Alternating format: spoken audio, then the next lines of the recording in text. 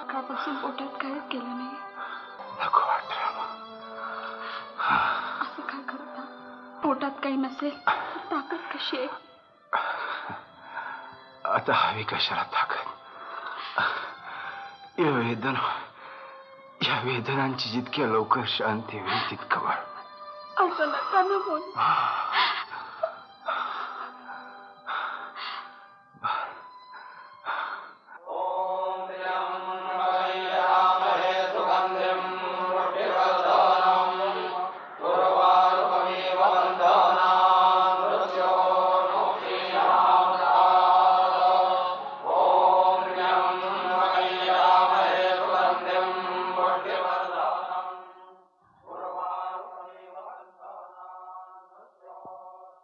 रमा. कोण सासूबाई? असू दे असू दे.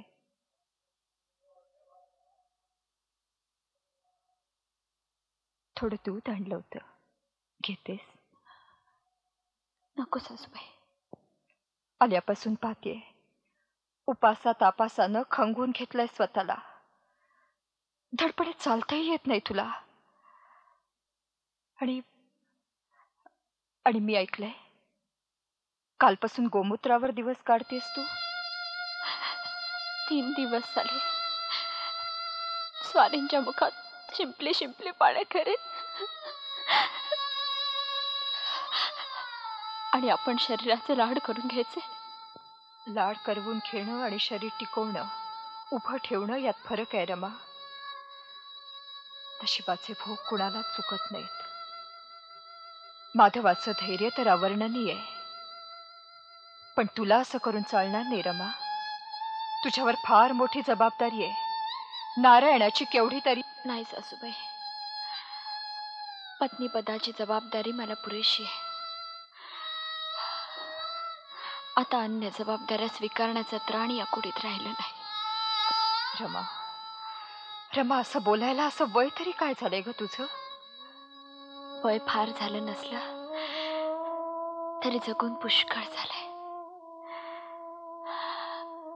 आता आणखी काही नको. माधवाची पत्नी तू बोलण्यात थोडीच हार जाणार आहेस, पण पोटात तुटत ग मुली. तिकडे देवानं माधवाची ती अवस्था करून ठेवली आणि इकडे तू स्वतःची अशी अवस्था करून घेतलीस. मग आम्ही पाहायचो कोणाच्या तोंडाकडे? गजाननानं जन्मही असा दिला की सगळ्या आशा आकांक्षांची राख रांगोळी पाहायचं नशिबी आलं. असं बोलू नका सासूबाई. स्वारींनी नारायण भाऊजींना आपल्या भरोशावर तर. माधवानं एक निमित्त पुरवलं माझ्या जगण्याला. सासूबाई. रमा, तुझ्याकडे पाहिलं की असं वाटतं माझ्या श्रद्धेमध्ये काही गफलत तर होत नाही. नाही नाही सासूबाई, असं बोलू नका. मग रमा, जिवंत मरणाच्या यातना भोगण्यासाठी आपल्यामध्ये थोडी ताकद यावी, यासाठी तरी थोडं दूध प्यावं असं तुला का नाही वाटत? सासूबाई,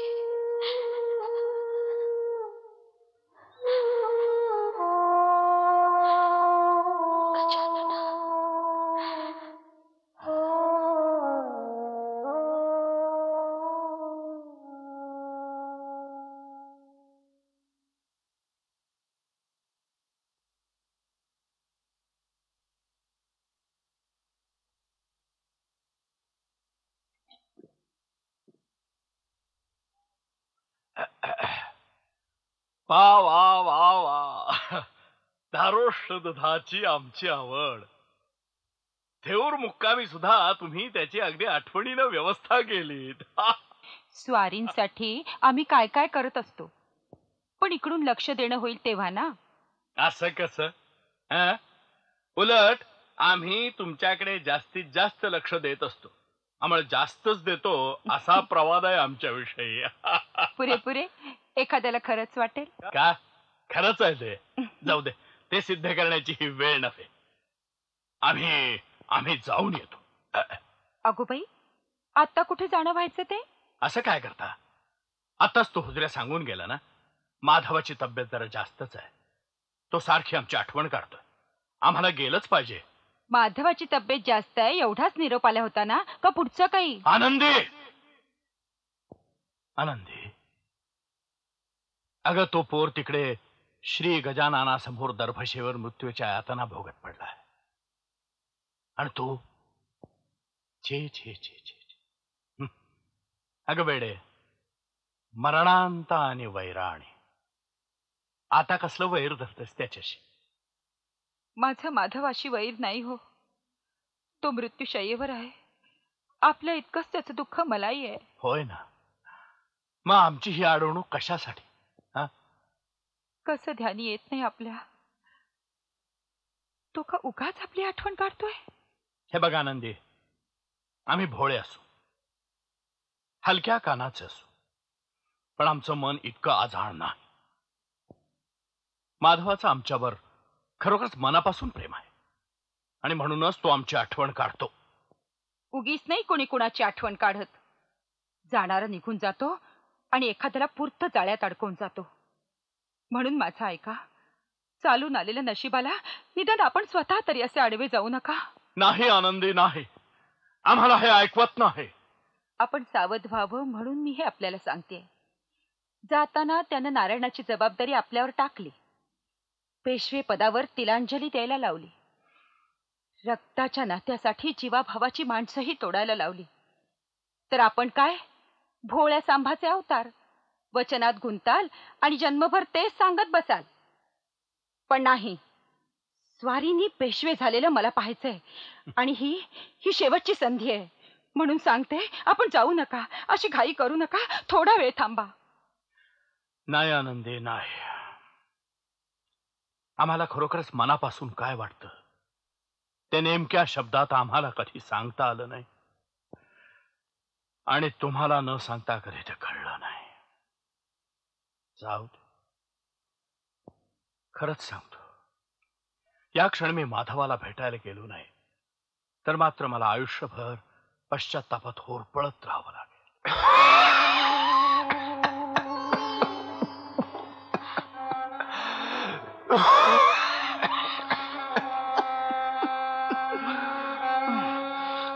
वहिनी साहेब, साठवण घेताय ना?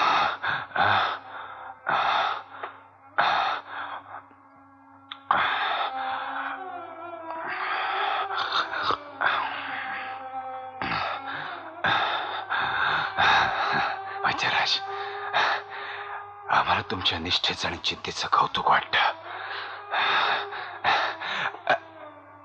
एक मागणं आहे वैद्यराज, शेवटपर्यंत आमच्या मुखी गजाननाचं नाव राहावं अशी इच्छा आहे. आमची वाचा जाणार नाही अशी व्यवस्था करा. या नाना, या. काय झालं? दादासाहेब, आता भरोसा नाही. आपल्या भेटीसाठी श्रीमंत तळमळत्या दादासाहेब. आपण त्वरित निघावं. चला, आलोच मी, आलोच. आपणही आमच्या पाठोपाठ तिथे हजर व्हा.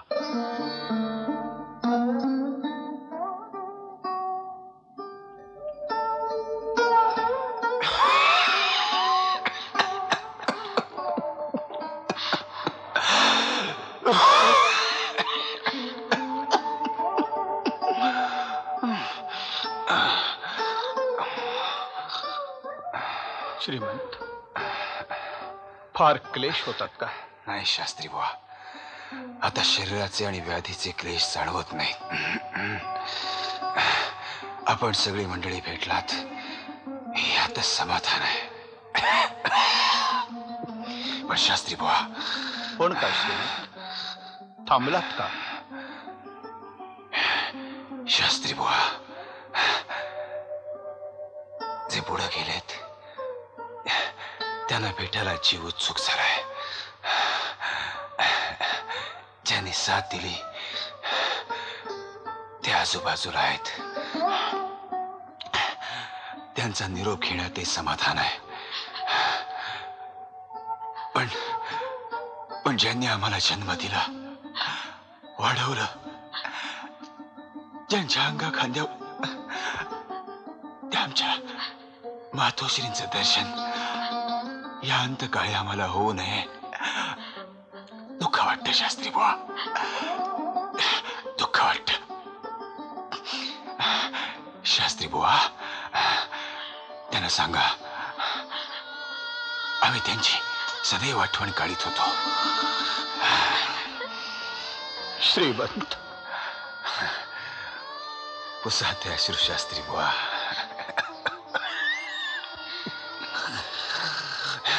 शास्त्री बुवा,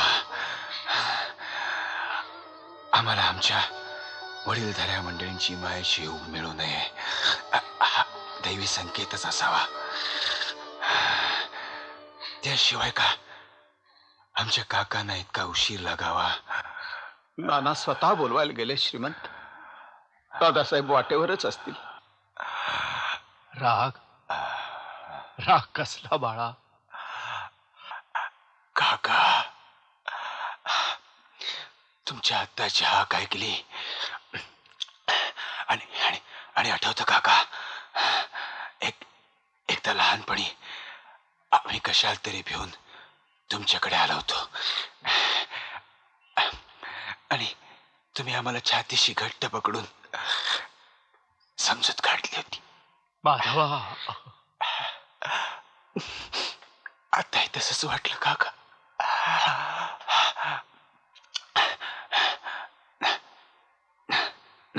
नारायण कुठे आहे? दादा, आम्ही इथे आहोत. काका, नारायणाला आम्ही तुमच्या हाती सोपवत आहोत. लहान आहे, हट्टी आहे. सांभाळून घ्या काका. पेशवाई जरी त्याच्या नावाने असली तरी दौलतीचा कारभार तुम्हीच पहा.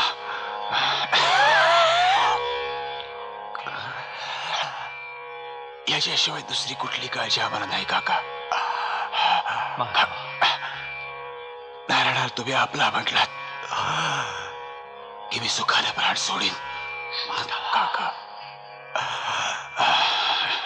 माधवा, तू काळजी करू नकोस. हे बघ, तू अजिबात काळजी करू नकोस ना बाळा, अजिबात. सारं काही तुमच्यावर आहे काका.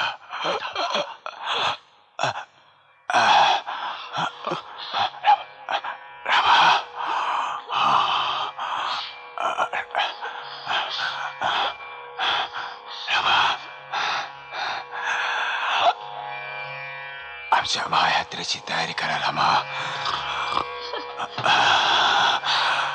सर्वांना सांगा, कुणी शोक करू नका.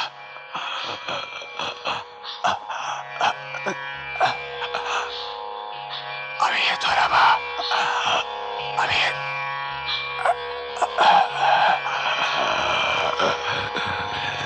कशाला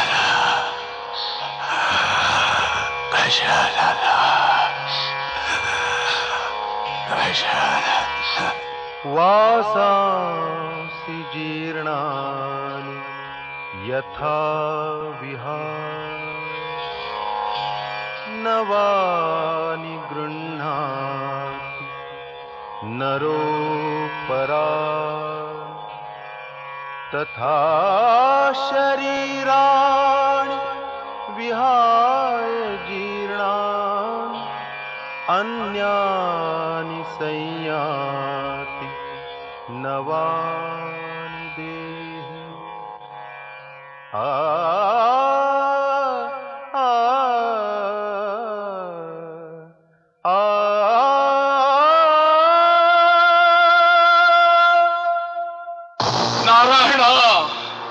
नारायणा, माझा माधव गेला रे, मला सोड. आपलं